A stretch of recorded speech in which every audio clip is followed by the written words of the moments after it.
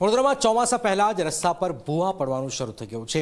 Bill ગામમાં road પર મસમોટો ભૂવો પડ્યો છે। રસ્તા વચ્ચે જ મસમોટો ભૂવો પડતા જ વાહન ચાલકો હેરાન થયા છે। ગેસ લાઇનના કોન્ટ્રાક્ટર પર લોકોએ બેદરકારીનો આક્ષેપ કર્યો છે। કોન્ટ્રાક્ટરે આડેધડ ખોદકામ કરતા જ પાણીની લાઇન તૂટી ગઈ છે। લાખો લીટર પીવાના પાણીનો પણ વેડફાટ થયો છે। આ ભૂવો પડ્યો પાણીની લાઇન લીકેજ થવા માટે। પાણી લાઇન લીકેજ થઈ એક અધિકારી હતો, એની એક કોન્ટ્રાક્ટર હતો, એની ભૂલ બેદરકારીને કારણે આ ભૂવો પડ્યો। કેમ કે કોઈ બી જગ્યાએ ધ્યાન આપવાનું કોઈ હતું નહીં, એટલે કોન્ટ્રાક્ટર મન ફાવ્યા કામ કરી રહ્યા છે, એના કારણે પ્રજાને હાલાકી ભોગવવી પડે છે। કયા કોન્ટ્રાક્ટરો શું કામ ચાલતું હતું? મારા હિસાબે કોઈ ગેસની લાઇન નાખી રહ્યા છે। એ લોકોએ પહેલાં તો રોડ રસ્તાના નકશા લેવા જોઈએ, કઈ લાઇન ક્યાંથી જાય છે, એ રીતે કામ કરવાનું હોય। એની જગ્યા પર મન ફાવ્યા કામ કરે છે ને આના કારણે બિલ વિસ્તારના લોકોને 2 થી 3 દિવસ લાગે પાણી નહીં મળે, કેમ કે અહીંયા નદીઓ વેચતીથી પાણી આવે છે ત્યારે એવું કેવું છે। અંધેરી નગરી અને ગંડુ રાજા આ લોકો પાસે કોઈ જાતનો નકશો છે કે નથી, કે આ લોકોને કોઈ જાતની ટ્રેનિંગ આપવામાં આવે છે કે ખબર નહીં। સર સયાજીરાવ ગાયકવાડ જાણે ખજાનો મૂકી દીધો હોય ને આ લોકો ખોદવા આખું વડોદરા ખોદી નાખ્યું છે। કોઈ જાતની ટ્રેનિંગ નહીં, કઈક લાઈન ક્યાં જાય છે, કઈ લાઈન ખોદશું તો નડશે, કશું જ નહીં, ઊંધું ઘાલીને ખોદી જ નાખવાનું। જનતા હેરાન થવી હોય તો હેરાન થાય, અને જનતા બી બિચારી ટેવાઈ ગઈ છે। 365 દિવસ ખાડા, 365 દિવસ પાણીનો કકરાટ, 365 દિવસ ગટરોનો કકરાટ।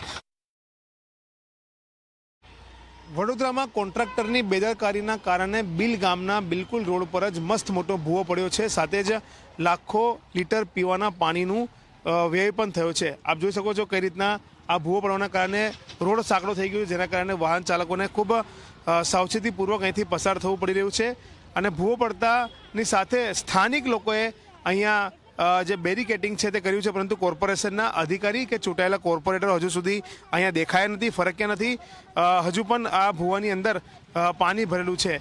અહીંયા જે લોકોનો આક્ષેપ છે કે ગેસની લાઇન જ્યારે અહીંયા નાખવામાં આવતી હતી તે દરમિયાન કોન્ટ્રાક્ટરે કોઈપણ પ્રકારનો નકશાનો અભ્યાસ નહીં કર્યો અને તેને આડેધડ ખોદી નાખ્યું, જેના કારણે જે પાણીની લાઇન નીચે હતી તેમાં ભંગાણ સર્જાયું, અને ભંગાણ સર્જાતાની સાથે જ રોડ આખો બેસી ગયો, ભૂવો પડ્યો, અને હજુ તેનું સમારકામ શરૂ નથી કરવામાં આવ્યું। કોન્ટ્રાક્ટર અહીંથી ભાગી ગયો છે, કોઈ અધિકારી અહીંયા ફરકવા તૈયાર નથી, જોવા તૈયાર નથી, અને પાણીની લાઇન લીકેજ થવાના કારણે હવે જે બિલ ગામ છે અને તેની આસપાસની સોસાયટીઓ છે તેમાં પીવાના પાણીનો કાપ મુકાશે તે પ્રકારની દહેશત અત્યારે વ્યક્ત કરવામાં આવી રહી છે। ત્યારે સવાલ એ જ થઈ રહ્યો છે કે કોર્પોરેશનના અધિકારીઓ અને ચૂંટાયેલા કોર્પોરેટરો ક્યારે જાગશે અને ક્યારે આ ભૂવો જે પડ્યો છે તેનું રિપેરિંગ કરશે।